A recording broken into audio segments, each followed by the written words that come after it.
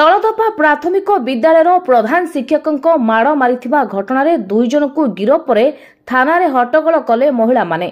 सूचना अनुसार तिहिडी ब्लॉक अंतर्गत 12 पंचायतर तलदफा ग्राम पाचिका को नहीं तुमुल कांड सृष्टि होइथिला। प्रधान शिक्षक को माड़ मारिबा घटनारे उभय पक्ष थाना एतला देथिले। फिरहाट पुलिस 2 जन सुशील मलिक अभिमन्यु मलिक को पचरा उचरा थाना को आनिथिले। हेले तांकर अन्य सदस्य माने 30 रु 40 महिला एवं पुरुष माने आसी विक्षोभ प्रदर्शन करुछंती। आईआईसी रोजालिनी बेहरा बुझासुझा करथिले मध्य आंदोलनकारी बुझी नथिले। सेमानक कहिबा कथा आम लोक 2 जन को थाना छाड़तु नचेत आम समस्त को गिरफ करंतु। एही दाबी नहीं थाना रे पाल पकाई आंदोलन रे बसिछंती। भद्रक जिल्लारू सुब्रजित पाल रिपोर्ट, ओडिशा 24 खबर।